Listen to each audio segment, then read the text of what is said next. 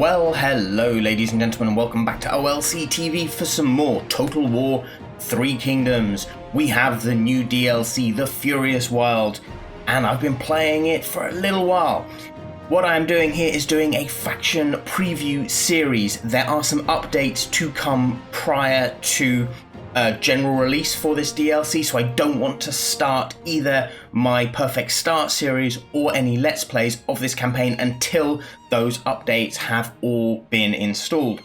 So we're going to be looking at the faction previews, and this will give you an idea about how all of these factions play and operate in the new DLC.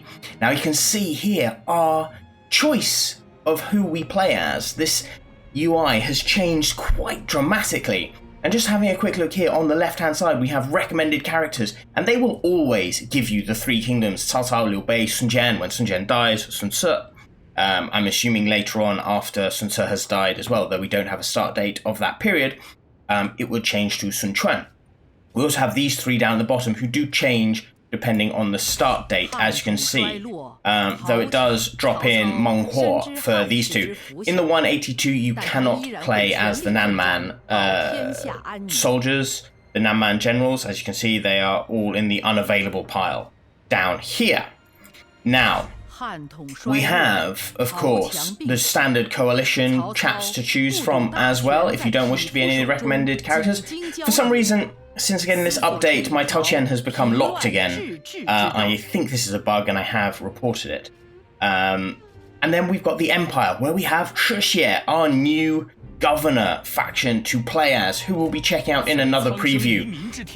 And then beneath that we have the standard bandits and outlaws, and then the southern tribes, bringing in Mulu, Shamoke, Meng Huo, and Lady Julrong. Now as you can see, I've been playing as Mulu. I haven't really spent much time with Shamoke and Meng Huo except in the custom battles, but I will be playing with them before I do their previews. The Yellow Turbans, and then everyone who is unavailable at the date below. We also have, as you can see over here, the name of the character, their play style, their rank, their starting situation, and their faction unique features, as well as what the character himself gets, which is really quite cool. And of course, if you want to see the map, you can click here and it will show you the map, and you can see we have a huge swathe of new territory added down here. We also have up here, I don't know if you can quite see that, it's slightly shrouded by mist, but this territory has been added up in the northeast too. Liaodong has been added, which may give Gongsun Du something useful to be doing rather than just being an arsehat. So the new map is much bigger. They've also altered how the commanderies work. They've given actual historical names as well. They've taken some resources and moved them around the map, and they have also taken chunks out of territory to add more. For example, Pengcheng here, this used to all be Chen, but now Pengcheng has eaten into some of the territory to add another little settlement in that area. Now, for today's preview, we are going to be having a look at Mulu, the Chief of the Bana Ravine. His playstyle focus is mastery of the elements. His starting situation is normal. Now, Mulu was supposed to be this shamanistic type character who was, I think, there for the 6th capture of Meng Huo, according to Romance of the Three Kingdoms. He was introduced to Meng Huo by one of the tribal leaders, Wu Tugu, who was the brother of Meng Huo's wife, Lady Julrong.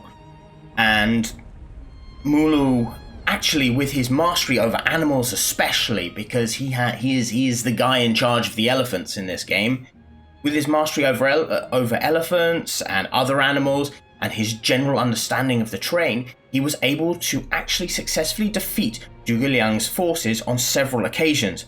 But this is where Zhuge Liang invents the juggernaut, fire-breathing monstrosities that terrify the animals, leading to Mulu's downfall and eventual death, and Meng Huo's capture, of course, for the 6th time.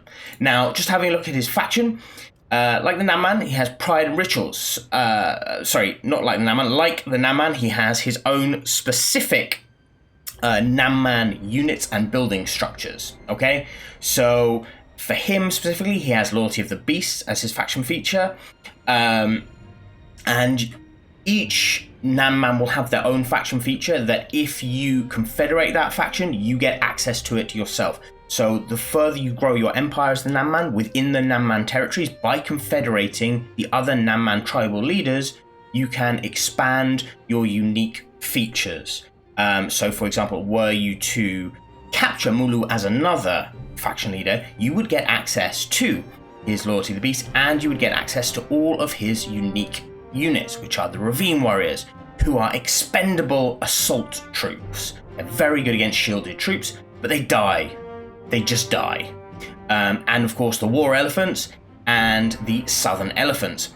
So these both small units, they have archers on the top that, or missile units on the top that can shoot and do damage, but they just destroy whole lines of. You just set them walking through the enemy, and they ruin armies. His faction focuses pride and rituals. If you defeat high-ranking characters, you gain pride quickly. Pride gives you many benefits. It'll give you access to more and more multiple animal units, and you can conquer new rituals conquer new regions to learn new rituals. And these rituals have a sort of benefit and a negative that go with them, which we'll see as we go into this preview, and it'll help you to research economic reforms faster. The character himself is enigmatic, he's wise, he's solitary, and all of these things add up together to someone with quite a high level of cunning. Now this is important to remember because Nanman characters level up differently to their hand counterparts, and this is something we'll be looking at through the preview. The Nanman as well, fury is the staple of Nanman and destruction it brings, so they have an increased campaign movement range and they have a reduction to animal units, or at least he does. His character background. The world of men is barely a footnote to King Mulu. Nature is his calling and defending it against those who threaten such ancient orders. Mulu is indifferent to the ways of people, regarded as aloof and distant, yet this seeming disinterest hides a keen insight into the peoples he encounters. Should he perceive threats, Mulu is incensed and charges into battle with both loyal man and beast at his call. So we will be going into a preview as him, and we'll learn a little bit about him over time as well as through this preview, as well as how to level up and deal with Nanman characters. Let's get into the game. 大王，您与天地的羁绊之深，必能感知到脚下大地的兴衰更替。中原祸乱平起，然则仅凭您一人之力，便可只手挽天青。拯救苍生，须得从长计议。各部族必须团结一心，听命行事。但您必须先镇压族内的不臣之徒。近邻的交趾蛮横好战，而您也不惧挑战。长远来看，让他们见识到自己的愚蠢行径很有必要。告诉他们，若不跪服，灭族之日不远矣。还有朵斯大王，他软弱无能，没有自保之力。也许他在为大王效力时，能有更好的表现。除此之外，汉朝的戍边将领如悬梁利刃，对南境虎视眈眈。如若放任无事，必会为南境招来灾祸。士燮奉皇命守卫国土，不过，他的存在只会腐化这片土地。一旦您的力量稳固，他亦必将与您为敌。届时，您当悉心守护此域。大王，如乃72洞与野兽之共主，请二者之力对抗敌人，领南境众部落齐心合力，则可稳固如巨树根于厚土。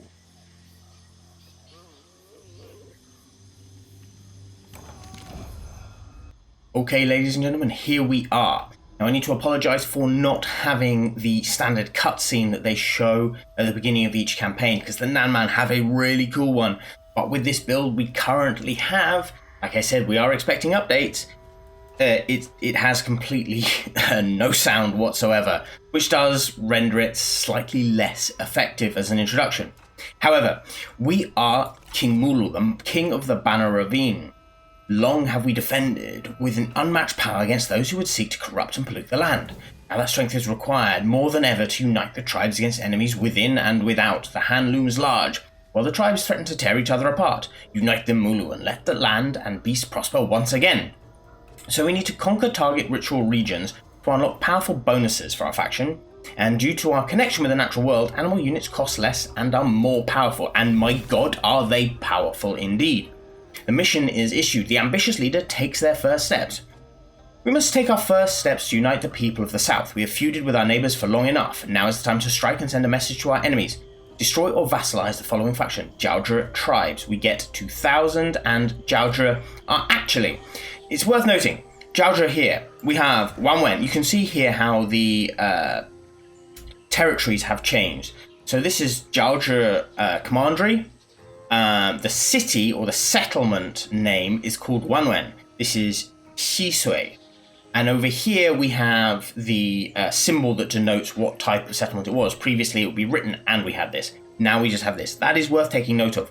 The Nanman, of course, have a slightly different layout. If we were to look over here, you can see here in Yulin, Guangyu is the spice market.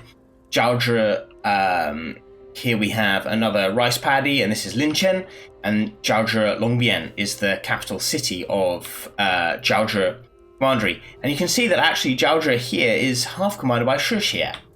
This is Han territory, this is Nanman territory. And in Nanman territory, you can only build the Nanman buildings as far as I can see. They have limitations to what you can produce here. And the Nanman, of course, don't have access to the Han technology. You have a whole upgrade tree here that's very, very different from anything else we've seen. And you can see that some of these are locked until you unite certain tribes. Some of these take more time to deal with. You can see like this one, the advanced battle tactics will give access to Han units and formations. If we go down here, we will actually get something that provides us with Han technology, but we lose the opportunity to have tribal zeal, which is a more Nanman technology. And you'll see this throughout. This is centralized storage, which again is more of a Han technology, whilst this circle-shaped one is more of a Nanman technology. And when you choose these, you are making a specific choice. Do you want to become part of the Han style way of doing things, or do you want to stay as the Nanman way of doing things? And you have to make these choices throughout. As you can see, like taking this off, I don't think it disables your ability. Like if you choose this, I don't think it disables your ability for going for this later. So you can bounce around a little bit. I haven't gone that much into it to confirm that though. This is just my idea. And you can see like as you go up, you get more and more stuff. So down here, we have a whole load of Han units that we can recruit. Whilst on this side, we don't. We can get more war elephants, we can get more tiger warriors, we can get more Nanjong elephants, but we don't get access to the Han troops. So it's a decision you need to make when you are starting to do your research. The first technology every tribe has to do, however, is the elephant taming, and this gives you an elephant which can be equipped as a mount. It's quite nice, it takes 5 turns, so we're dealing with that first.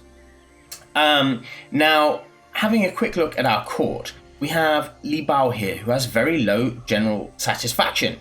Why does he have such discontent? Because he wants a higher court position.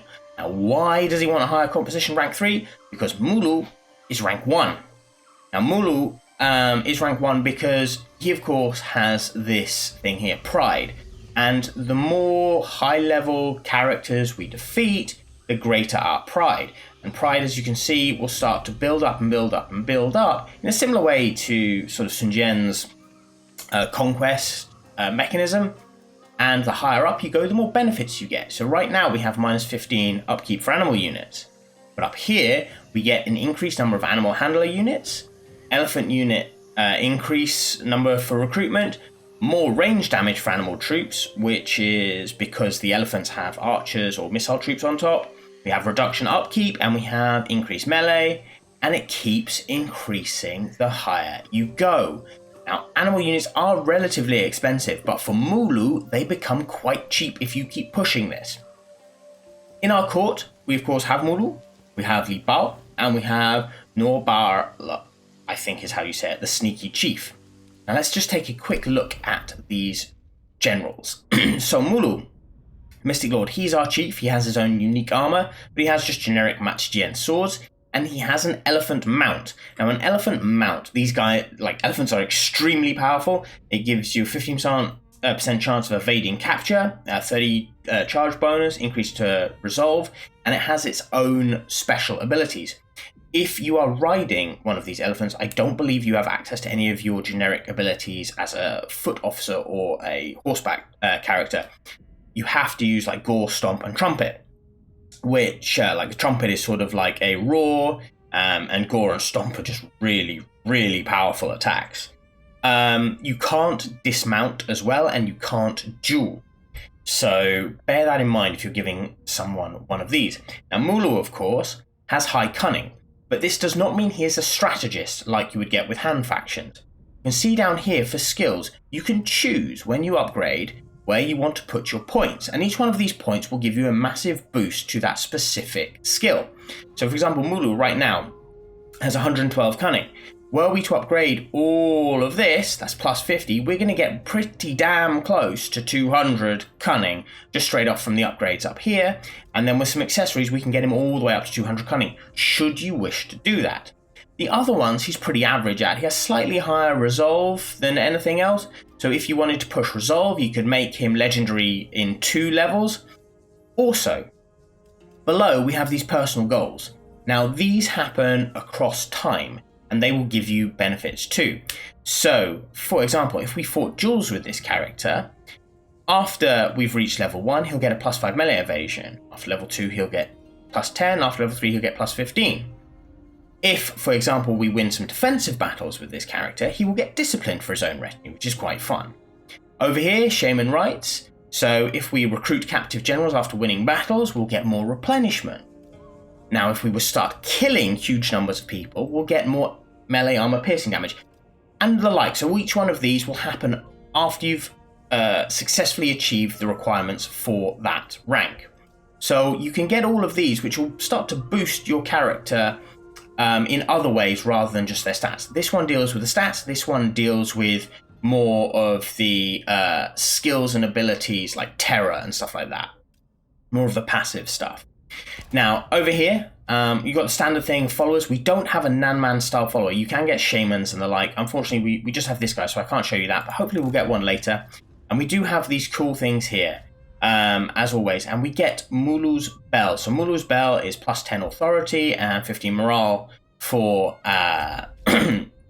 armies, allied armies and local commandery. We may as well give it to him because it's his own bell, but we might shift it off to someone more important later. Because Li Bao actually has much higher instinct and authority than Mulu, so it might be more useful with him. Now, Mulu was on a horse, but Li Bao is not. He's a novice chieftain, so he's got quite a high, like he's got a unique level of skill, but he's really, really angry with us. He also has increased commander level here, and he has increased expertise here, which works quite nicely for him. As far as this goes, I'm going to actually shove him this because that might work a little bit towards his favour. As far as accessories go, your instinct will work quite nicely. And our chap here is again more similar to Mulu. He's more deceit and cunning, but I'm going to give him this just to keep him a little bit happier. We've got nothing else to give him. As far as weapons are concerned, you can see we have Nanman specific stone axes, machetes, flint weapons and the like.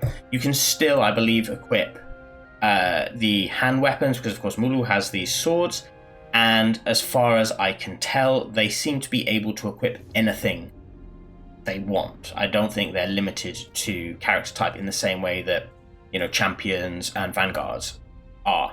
And as far as armor goes, I haven't seen an upgraded version of this, but I believe there must be upgraded versions of armor. But I don't know if they get it in the same way that the Yellow Turbans do when they reach a certain level, they just get better stuff, or whether you have to find it as an accessory. Who knows? Okay, ancillaries gained, we've dealt with that. King of Bana Ravine, we've dealt with that. We have some assignments, we also have court. So our court works slightly differently. We have the Cave Lord, which is essentially an administrator. We have the Tribal Council, which is basically they're your advisors, but they're sort of junior level advisors. Then you have like your straight up advisor and your seer, and then of course your faction heir. So just to make our man Li Bao a little bit happy, I'm going to throw him in here. This is going to give us an increased trade influence, reduce corruption, and stop him bitching. This is going to be a little bit expensive, however. What we're also going to do is have a look at diplomacy, because we can get a trade agreement straight away. You can see we've got one trade agreement, and we've got to choose, do we go for Anhuinan or Dongtuna? Dongtuna. Yeah. These are actually character names from Romance of the Three Kingdoms as well. They are people who were related to the Nanman campaign in the books. Deal value -2. We kind of want Anhuinan, but he doesn't seem willing to do it, so we might have to wait a little bit to do with that. Nobody seems violently interested in doing anything here, so we shan't worry too much. What instead we are going to do is take Mulu, and we're going to have a look at his army. So Mulu starts off with his southern elephants, which are heavy elephants, because elephants do come in different varieties for the Nanman.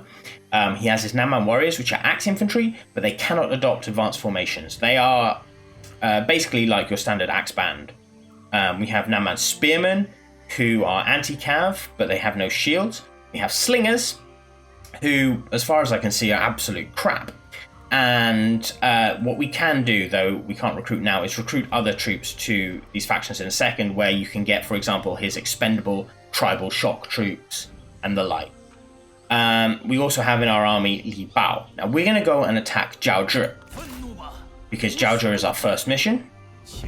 Jump in here. Says a close victory. He has a small force, and himself, he's only level 1. But he has a garrison force here with some slingers, with a captain, and with some spearmen. It should be a giggle. Let's get into the fight. Okay, let's get into it. So, let's have a quick look at our boys here. We'll start off up at the front with Mulu himself. And Mulu is there on his elephant, riding it, sitting there, looking very, very cool. Painted war elephant that he's riding.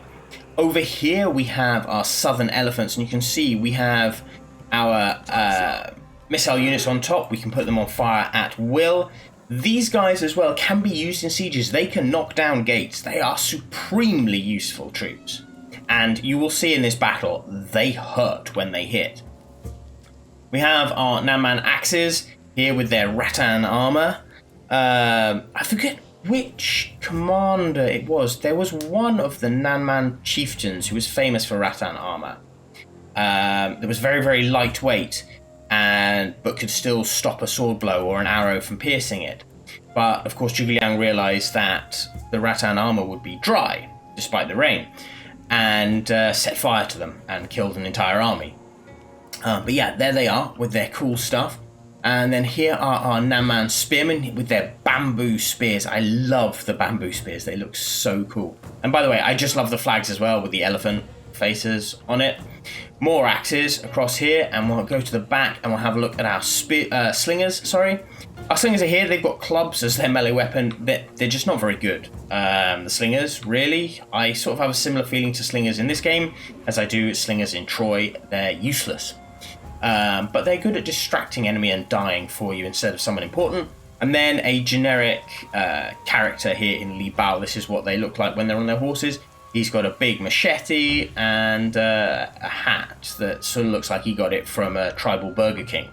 Okay, so we're all up here, ready to go. There's no point in the formation. We're just going to shift straight up to the fight. What I am going to do, however, is slingers are going to head over on this side, and I think we're going to send some spearmen just to back them up. I am going to have the slingers on skirmish mode, something I don't normally do.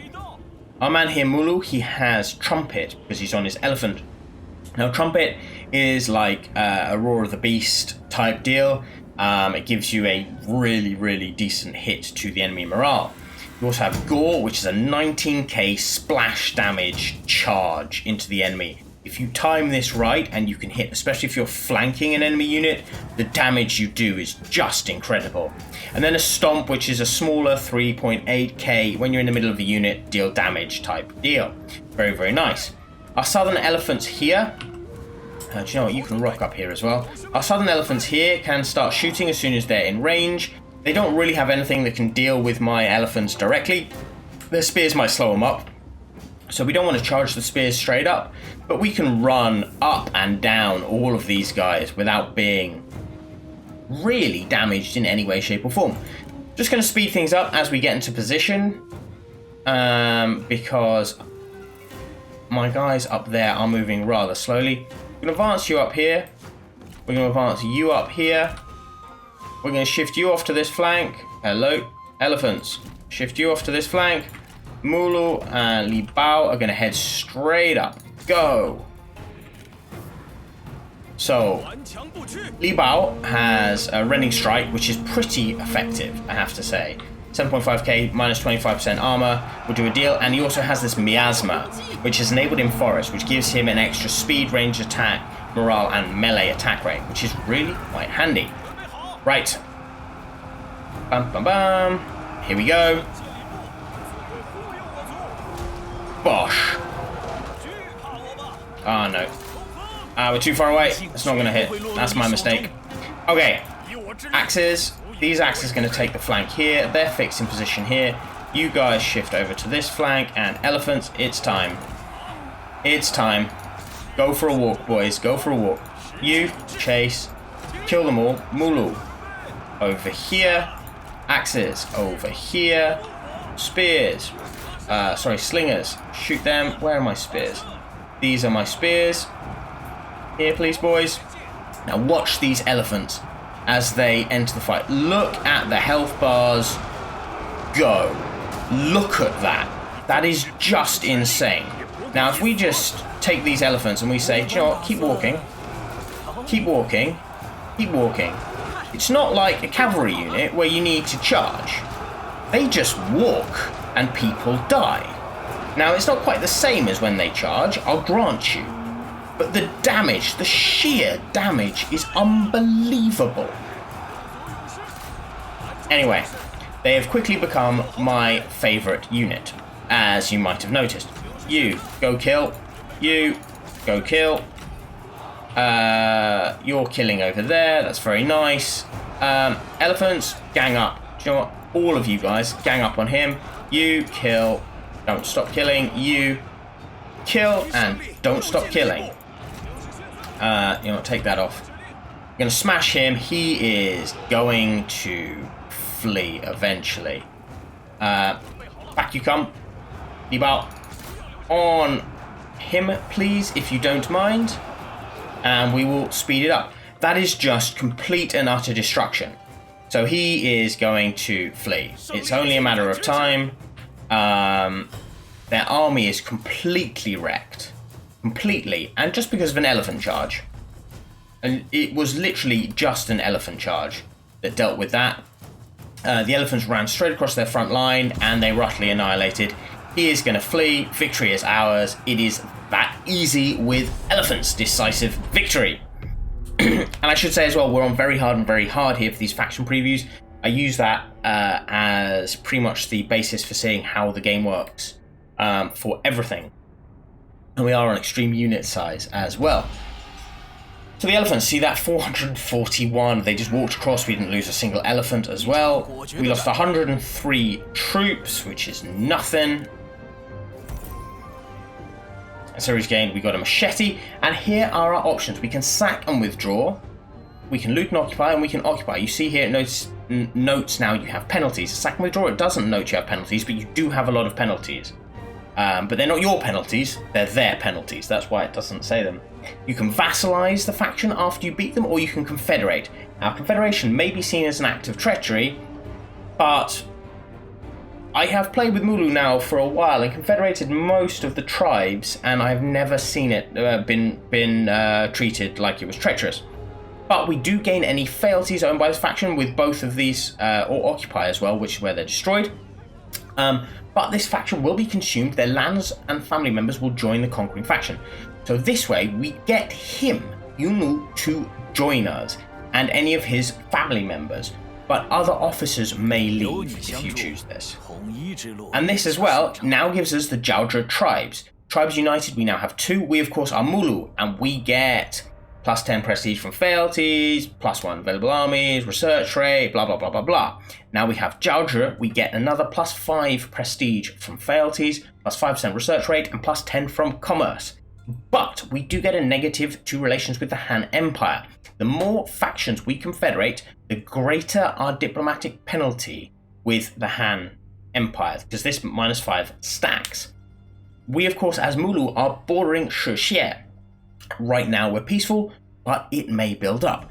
Of course, the small tribes here, like Dongtuna, Anhuinan, Jiangyang, Jiangning, Jiaozhi, Jinhua Sanjie, they all have a relatively Zhangke, Yunnan over here as well, Yongchan, Xini, Tuan, Mangyachang. All of these guys are relatively minor, so they only give you minor boosts.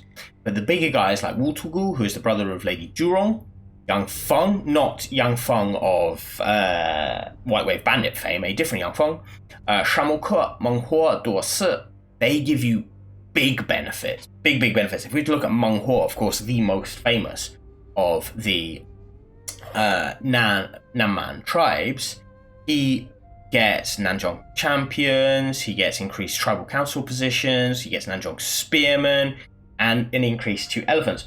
Duosi brings you the hidden vipers, because Duosi is the poison master. He lives in the poisonous swamps that created huge obstacles for Zhuge Liang's troops and created huge death from disease within his armies. He gets the hidden vipers, the poison darts, and the poison spears. And poison weaponry in this game is pretty powerful. Julrong, of course, is the tiger queen, descendant of goddess of fire, Julrong. And Wutugu gives you the shields, the tribesmen, the axe throwers. So you get some pretty decent people. But Ambitious Leader takes the first steps, mission complete. We've taken Jiaozhi, we've confederated them, and that, of course, has brought us the fealty, as we've just discussed. Now, the Nanman expand their reach as the next mission. It wants us to control 4 settlements, either through direct ownership or through military allies. The easiest way to do this is through conquering the Nanman tribes rather than through picking a fight with Shixie. You have elephants and everything else, which are just wonderful, and you might be thinking that you want to conquer Jiaozhi and take control. But you need to remember, you have Chupan, you have Yingxiao, there is, I think, Zhou Huan as well over here somewhere, and that's a whole lot of Han that could unite against you and lead the attack against you. Right now, you're peaceful with these guys. Alright, they don't love you, but they really don't hate you. So, there's no point. What you are going to get is a... excuse me. You are going to get a mission to come up here and take out Zhangke. So, that's where you want to be heading in the near future. Mulu here, as we said, we can now upgrade. And you see this. Butcher, he got 281 kills personally last time. Had he reached 300, we would have had 10 plus 10% melee armor piercing damage. We've also gone on our way to Warmonger, so more settlements we occupy with this character, not with his faction, but with this character's army. Then we will get, when we've got 15, we'll enable Terror, Tireless Soul, improved campaign movement range, if we fight siege battles with this character, which is all very nice. Now here we can choose where we want to throw our points, so this will give us plus 10 to Cunning, this will give us plus 10 to Resolve, all that stuff. Now Cunning is going to give us more supplies, which is super useful, and more ammunition. Resolve gives us more health and population growth, standard melee evasion, etc., melee damage, recruitment. Authority gives us satisfaction and unit morale. So for Mulu, what I would do personally, and like I said, this isn't a perfect start, but this is what I have been doing in my own playthrough, is I've been pumping up Strategist and Commander, because that seems to be the best for him as a faction leader. It's already done. We've got nothing else that we really want to use here. Extra weapons, we've got 2 of these, which is not hugely useful. And we're done there. Now we want to build something. So as far as Nanman buildings go, we have a different building tree. We've got tea plantation here. We've got a pine lumberyard. So do we want income from peasantry from that, or do we want income from commerce? I think we're going to throw in some more income from commerce here, which will work quite nicely. And I'm just going to check, now that we've taken them out, yes, people do want to trade with us. So Yang Feng over here wants to trade, negotiate a deal. 0.8, I don't think he's got a huge amount of money, so we're just going to take that. that's fine.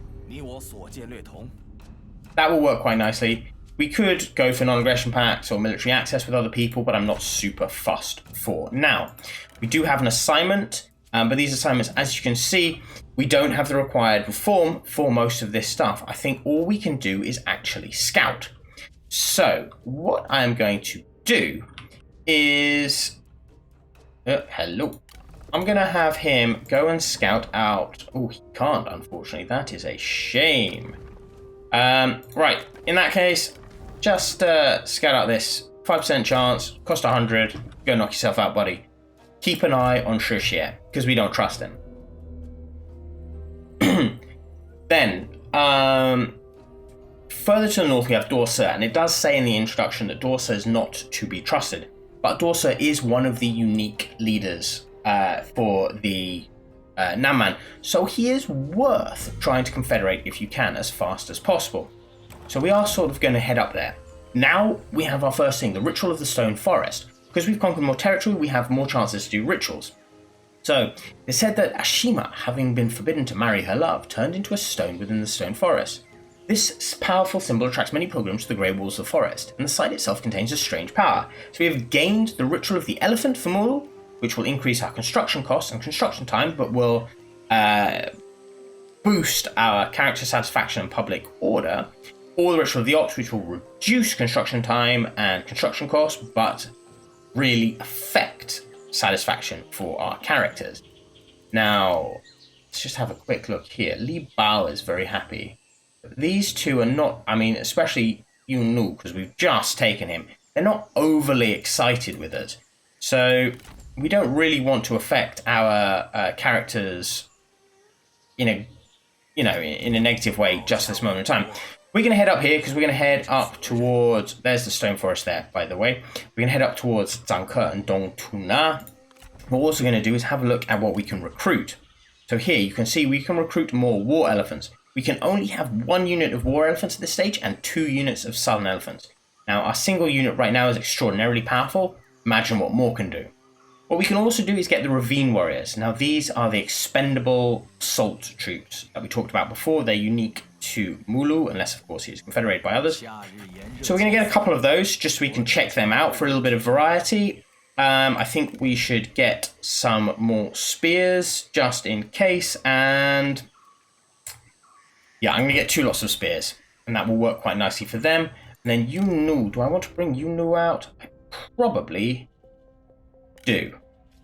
So we're going to bring Yunu out as well, just so we can build up. We know eventually there'll be a mission where you need to increase your numbers that you are controlling. And Yunu is more resolve and cunning. And you can see he already has some of this because he has fought, of course. He fought against you, but he has fought. So when you recruit characters through the Confederation, they may come already with stuff in their favor. And you can see he has fought battles alongside reinforcements because, of course, the settlement came to help him, and he's done it. He's, however, disloyal. So, not the greatest. We have nothing to give him to sort of help him. We will get an elephant eventually. As far as weapons go, you can choose. Do you want this? Do you want this? Like, how do you want him to fight? I'm sort of... think that might be marginally better. But anyway. Alright. Let's end the turn there. And continue on. And you can see we have a lot more factions now. There's a hell of a lot down here in the Namman area. A hell of a lot that we need to deal with. So all of these tribes. And you want to try and unite them as fast as possible. Now we have the option to do our ritual. Up to 4 rituals have been randomly drawn for our pool of unlocked rituals. You can only have 4, unfortunately, out of the 8 that you can unlock. And you choose which one you want to do. So, do we want the increased construction cost? But the benefit is our satisfaction and public order. Or do we want the decreased satisfaction and public order for increased construction cost? And you can see it's not as bad as they initially thought. Now, we can't see, unfortunately, because it locks it out, what they're looking like over here. We do know beforehand. We are going to be conquering stuff. I don't want the increased negatives, if that makes sense, to public order and everything else. We're going to go for this. It only lasts for 3 turns. We've already started building, so I'm not overly worried about the increased construction cost. Monghua has confederated the Jiangning tribes, which are of the Yu River. The rivers are life itself, carving veins through China. There is no kingdom in the land that does not benefit from their flow, yet their energies too can be harnessed by those who know how. Yu Mulu can channel these powers, so we need to go to Zhangke Wulian, and we will gain the ritual of the fish. Now, Zhangke Wulian is here. You have to take note of the settlement name, not just the commandery name, when you're looking for these places. It is different from before. We've got people of merit here, Lu Xie, Norbadzer, and Yuan. I don't wish to hire any of them for now. And of course, we have the same faction rank, which I neglected to show you before. We're currently a headman. We'll get to be a chieftain after we've sat it up, and this will give us all the standard benefits. And you go all the way up until you take over as the Nan Kingdom. Okay, so we, like I said, are heading up now to Zhangke. We're just going to take a slightly slower route, just so we can still get some improvement, replenishment to our troops, and we'll get there eventually. We have the tribal frailties here, just a reminder to see what we would get if we took out, is that Dongtuna? Yes, that's Dongtuna. So we have the tribal frailties here, so if we take that out, we will get access to increased range damage, more research rate, and the standard prestige from frailties. If we take this out, we'll actually make our range troops slightly better because our slingers are god-awful. But I guess they do have a lot of ammunition. As far as everything else goes, we don't have a huge amount of food. We could start to sign any of these agreements should we wish to, but there's no point. Monghua is now on our borders. He's not particularly keen on us, but, the tosses I couldn't give. We've got our own aim. He's got his aim. We'll meet in the middle eventually. He does sort of expand over this way a little bit. We are going to take out Dongtuna here, and then we've got Dorsa and Monghua on our borders, and we need to decide who we're going to deal with. So he's gone for Nan. He's going to come down here and conquer this territory here. Ooh, we've got Leihe, Zhubanglor. Nope, don't need them. I don't actually know who most of these people are. I think some of them are random, and I think some of them are taken from Romance of the Three Kingdoms. You have to remember that the historical accuracy of what happened during the Nanman campaign, it's really, really hard to say who actually was there, what their roles were, what they did. Because, of course, Zhuge Liang definitely led the campaign, ordered the campaign. And there was definitely an uprising by some of the factions here that had previously sworn fealty to the Shuhan court, but after Liu Bei's death had rebelled. However, the story of the 7 captures is unlikely to be true. It simply doesn't make sense, not anything else. Also, there is the thing about the Huo character in Menghuo's name that suggests capture. So possibly that wasn't really his name, and this is a name that's been added later. We don't know the names of any of the other tribal leaders that may have supported him at that time. We don't know if Zhao Yun, Wei Yan, and Ma Dai were actually 3 of the generals that accompanied Zhuge Liang on this campaign or not, because it's not mentioned in any of their biographies. So a lot of this is unknown. We just know there was a campaign. I think it's almost certain as well that in this 190 start date, it's unlikely that if Monghua did exist, that he was his tribal leader at this stage, because we're talking about 30 years later when the rebellion happened. Over 30 years later when the rebellion happened. So there's a lot that's unknown about this. So I don't mind the fact that CA has deviated from historical accuracy quite a lot with this expansion. It adds a lot of fun. It adds tribes that were really there. The fact their names are not the same, and the fact that they maybe have tiger soldiers in abundance when perhaps they might not have done, doesn't bother me at all. Right, we're going to upgrade this as well, just so we've got a balance thing going on here. We're going to be ready to smash him in a second. I have to mention as well, because getting hold of him is really, really challenging. Wei Yan, one of my favourite characters of the whole period, historically and in Romance of the Three Kingdom. So I'm really looking forward to getting him in a Let's Play later on. Now, here we are.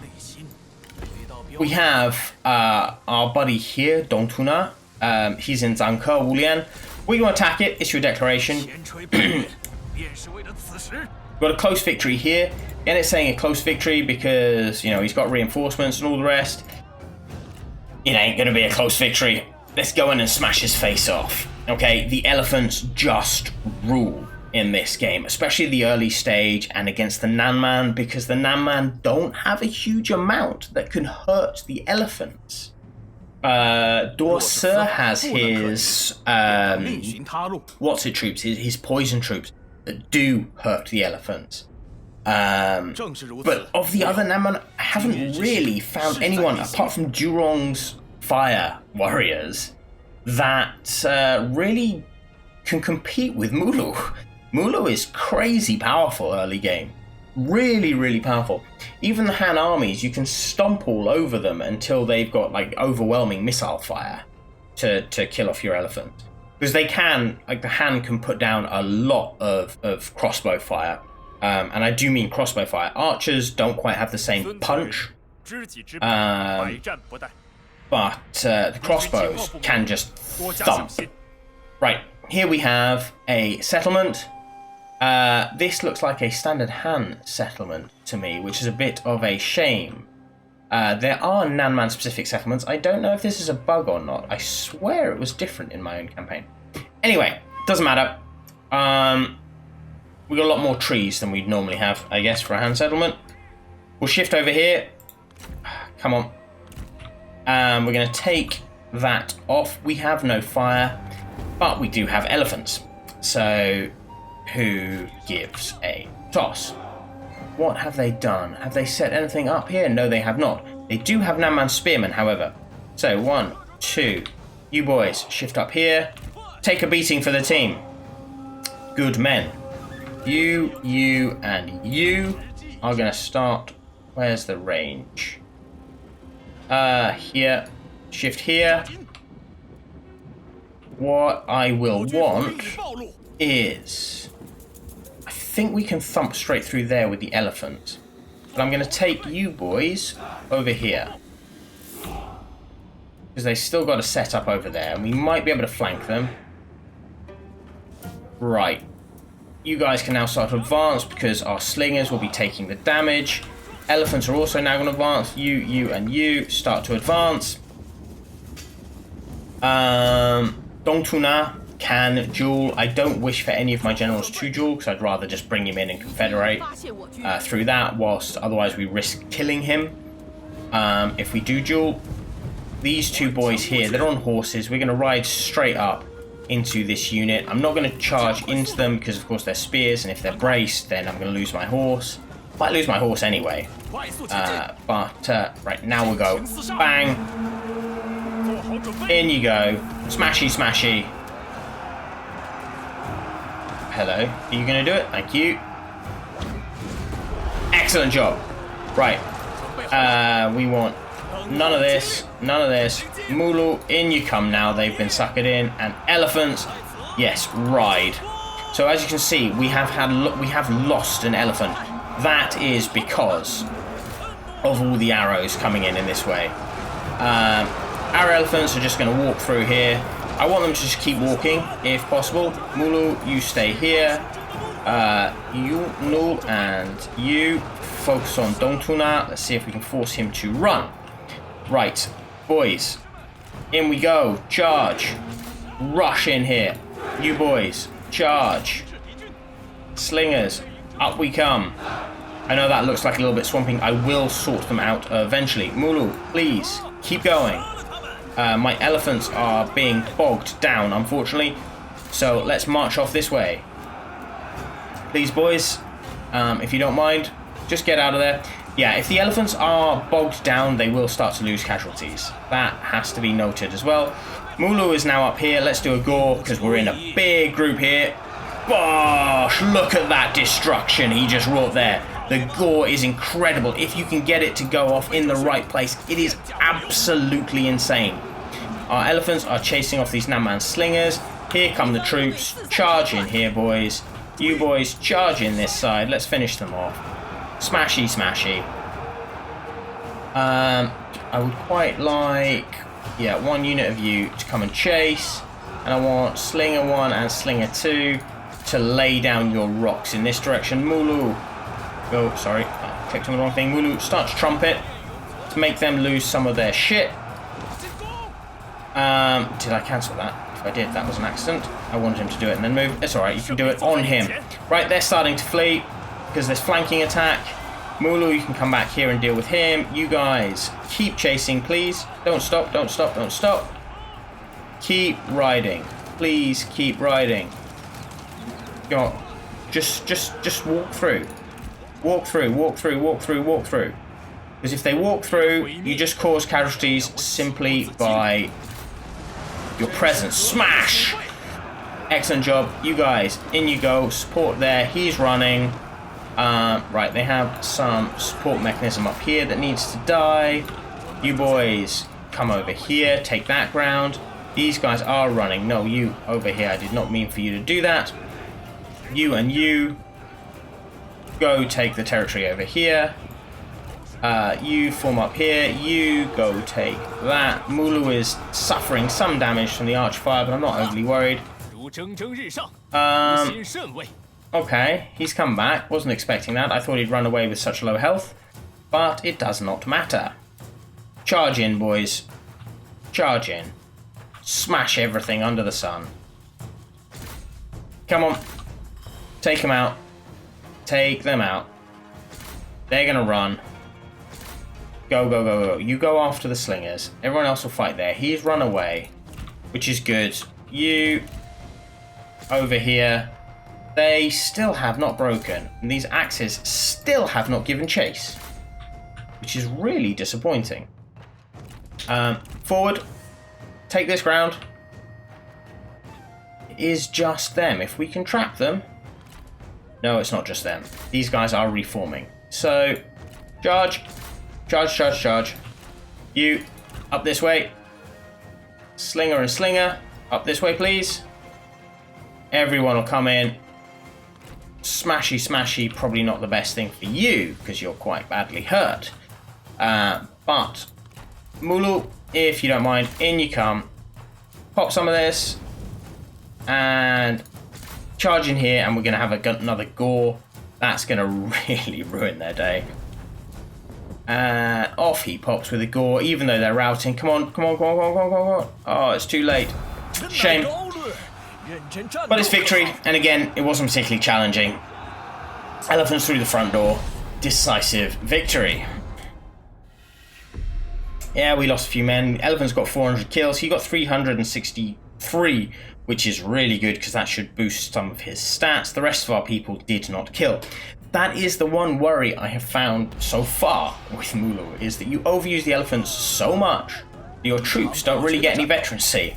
211. Confederate, of course. So we can bring him in. Mulu does his victory dance. And we have the Ritual of the Yu River. Fantastic. We've confederated Dongtuna. We are now a chieftain. And, yes, thank you, we know this. And the Frailty of Dongtuna. So we get, like I said, the range damage rate, the research rate, and everything else, which is really rather nice. Traits gained. Butcher, his personal goal. So we now have that for Mulu. So if we have a look at Mulu here, we have rank 1 Butcher. So we already have plus 10% melee armor piercing damage, which is rather lovely. Getting the Beast Tamer and Tireless Soul are all going up. Warmonger is going up and all the rest. We can throw in some more of this because I think that's quite useful. We still don't have anything new there, unfortunately. Doesn't matter all that much. Xianle is very unhappy. Very, very unhappy. He has a faction grudge against us. Well, that's a shame. I'm going to remove these. No, I'll leave you with that. I'll leave you with that, just in case you grow up. Dongtuna is not overly happy either. We'll see. Character developments. Nor Wuliang is now available, but again, we don't really need him. We can start to upgrade this coastal trading port here. which I think I'm going to do because I've got the money. And then we need to have a look. For the rest of the Zhangke, we have Zhulan here, held by Duo Si. We have Zhangke Yilang here, held by the Zhangke tribes. If we were to have a look at what they offer, the Zhangke tribes over here offer us axe throwers, which is pretty handy. They are short range, but they're pretty damn powerful. And then Duo Si offers us all of this. And like I said, the poison actually is really effective against our armies. So he's someone who could potentially be a threat. He has no love of us. He has a decent army, and you can see he has slingers, which are pretty shit, but he has these hidden vipers who have poison weapons. They hurt. They hurt a lot. He also has, where are they? Poison spears here, which again can hurt a lot. Xinzhujian is not overly exciting, but he himself is pretty damn handy. And my opinion for carrying on would be to end your turn, replenish as much as you can with this lot here. Because most of them only take one turn. These boys here are going to take 5 turns, but it doesn't matter. There's 14 of them. There'll be 15 or 16 next time. They'll be enough. And push straight for Zhangke and wipe him out very, very quickly for Zhulan Zhangke. Then swing over to get Yilang Zhangke. That will give you basically the border here with the Han Empire under your control and put you on the border of Menghuo. If your border now is Menghuo, you know that Menghuo is heading south to Anhuinan. He may even start to fight Yangfeng. That's where his army's going. You can send your army in behind and start to smash Menghuo and take his territory and just swing down here. You've got Julrong and the likes over here that you will need to deal with, but you will be superly powerful. Julrong is the person who's going to give you the biggest threat because of her fire. Everyone else, a mixture of elephants and poison, you will win. You will win. You may also have enough money to start building up a second army that you could send on the south as well to deal with Menghuo down here if he has taken out Yangfeng, who is our friend right at this moment in time. Not the greatest of friends, as you can see, but he is our friend because he's who we're trading with. However, that is it for today's faction preview. I really hope you enjoyed it. I am loving this Namman edition. Namman are very interesting to play as. They have a different set of doing things. And the reformers as well, I especially love. We only have one more turn left before we get the elephant taming. That will give us an extra elephant mount. But it's all of this option here. Do you decide to go with more Han-based things, or do you wish to go with more Nanman-based things? And that's how you build out your faction. This means that every time you play, and it doesn't matter which faction you play as well, you'll get a unique experience. It's a lot of fun. Fighting the Han as the Nanman is also a lot of fun because, of course, the Han generally have better troops than you, and you need to use trickery and cunning to actually win battles. And, of course, elephants and tigers, which are super, super dangerous. But like I said, that's it for today. I really hope you enjoyed this. Thank you very much for joining me. Have a look at the other faction previews that will be coming up very, very shortly. And if you have a preferred person as a playthrough, please let me know. Because I'm looking for ideas who to play through. I am feeling out. I do quite like Mulu. He's a lot of fun. But Xie as well could be really quite interesting. But if you have another idea, please let me know. I look forward to seeing you then. Bye-bye.